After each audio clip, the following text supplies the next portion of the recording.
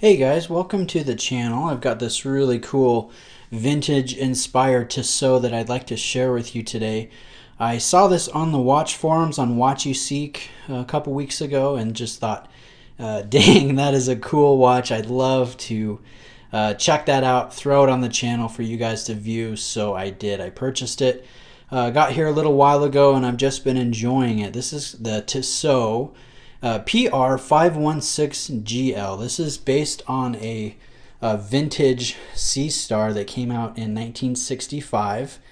It is, but gosh, it's really cool. Actually, while I'm thinking of it, the outer box actually shows the watch it's based off of. If you can see that. So I kind of have a thing for retro inspired watches, and this one I just was too interesting to pass up. So I'm actually wearing my Seiko Turtle today, another retro inspired watch. But let me tell you about this Tissot PR516GL. It's really cool. It's got a bunch of little features that just make it a really enjoyable watch, a really funky, interesting, I think value-rich watch. So first thing you'll notice is the case shape. It's very retro, it's very chunky, and it almost gives the appearance of having integrated lugs just with how dominant the general form is.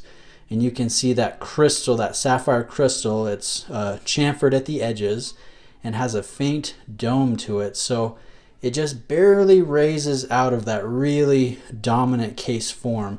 In this case, it kind of reminds me of the Tudor Black Bay, just with how just the overall presence, form, how it sits on your wrist, the arc to the lugs, and then also the large oversized crown with no crown guards. I just think is a little reminiscent of that watch without being too similar. There are a lot of little details that just make this quite fun. So if you look at those indices, you'll notice they're actually semi-floating. They're attached to the white chapter ring that has the little markings or hash marks for every minute, and then they're kind of floating over the black sunburst dial, which I just think is awesome. This is what the original Tissot watch that this is modeled after did.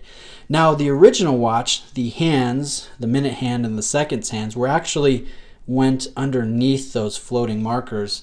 This one did not retain that feature though. The hands do glide over the top of those semi-floating markers. So it's a really nice little touch there. Another little detail that's pretty cool is the Swiss made designation down at the 6 o'clock position. You'll notice that it says Swiss T made, and that T is in the font of the original retro font that Tissot used to use. So it's kind of a nod to their heritage, and also back in the day, lume was done in tritium, and it would be designated with a T down there with the Swiss made. So although this watch does not feature actual tritium lume, it just kind of has that interesting play.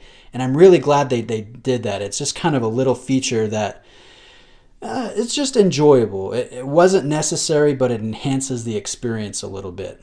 The other thing I really like, this has a day-date complication. This runs on a ETA 2836-2, which you can see through this exhibition case back. And the case back is actually really cool. There is that steering wheel cross section that they have there, and then the movement rests behind that. So you can see it's not an incredibly beautiful movement, but it's a nice movement. It has been running very accurately.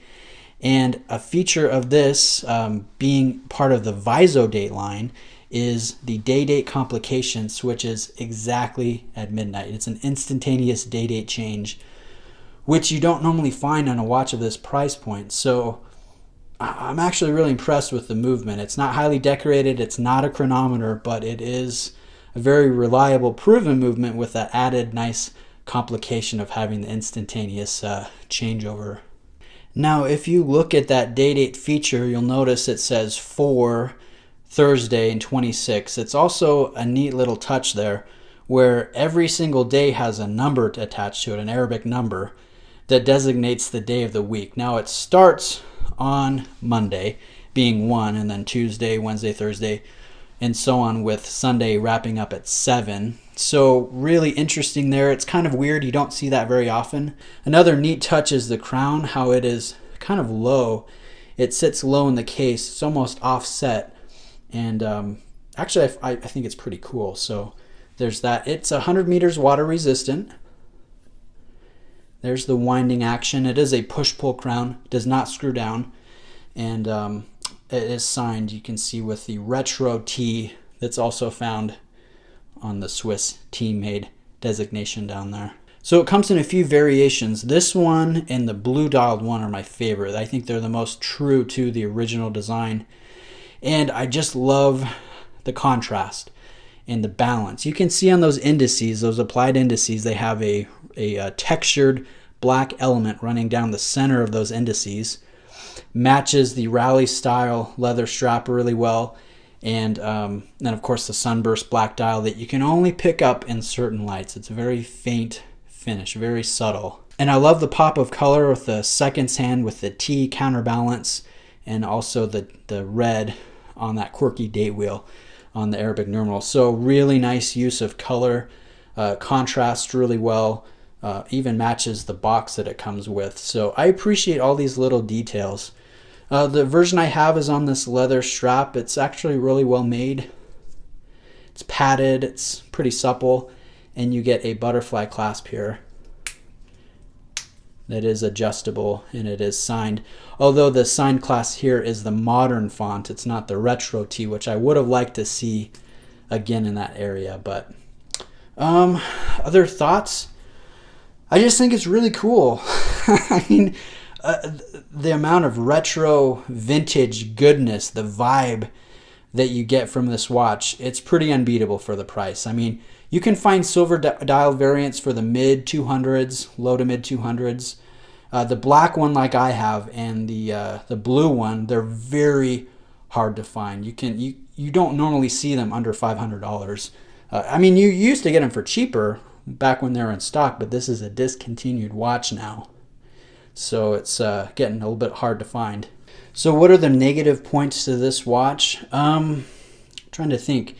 You get a great Swiss movement for the price. Yes, it's not decorated and it's not regulated, but it runs really well. You don't have lume, and this is technically a sports watch. Actually, you don't have lume on the indices. You do have lume on the hands. And the hands, actually, the lume is quite impressive. It doesn't last, a terrible long time, but it is quite bright. And I do appreciate the level of quality of the application. I'm trying to think. You've got a signed T again in that old school font. So that is pretty cool. I'm trying to think of negative points. There's not a whole lot. Oh yeah, there is one. The hand, the hour hand. You notice how small that is? I think that hour hand is just too short. That could be lengthened. I think the minute hand could be lengthened.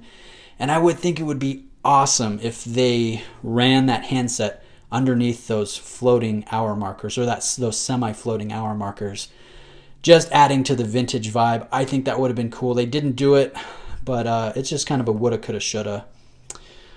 Maybe the last thing I can think of, the sapphire crystal, although it's beveled and it has a very nice form and shape, it does not have anti-reflective coating. And you can see it does get a little reflective in areas. You can see my camera here and me behind it, so that could be improved. Other than that, I think it's a home run, especially if you can find a good price on these. I mean, the amount of watch that you get, how fun it is. I'm glad I did it. I'm not going to keep it. I just wanted to pick this up to show you guys, to produce content for the channel. I'm really glad I did, because it's a really fun watch and I've highly enjoyed wearing it. But I likely will move on to feature other watches on the channel. So as we close, let me just give you a wrist shot so you can see how it fits. I've got 7.25 inch wrists. You can see it still has some plastic on it. It's in near mint condition. So there you go. It actually sits really well on my 7.25 inch wrist. A little bulky, a little tall, but overall really enjoyable. It looks pretty sharp, doesn't it? I really like that. I'll tell you what, this is a really fun watch to wear. I'm really glad that I found this thing and that I did pull the trigger. So let me know if you guys have any questions. And if any of you guys out there that are watching this and you think that this is a really cool watch and you would like to purchase it from me, go ahead and send me an email, watchbw@gmail.com, and I'll try and give you a very fair price for those that are interested. So anyways, thanks for watching, guys. I've got a lot more watch content on the way. I've got to do a review of the Grand Seiko. Show you that. The review and comparison of this is coming. And I've also got this micro brand, this Orion Field watch that is part of a tour. And so I'm going to do a video on this as well. So stay tuned for the watch content, guys. Thanks for watching, and I'll catch you in the next video.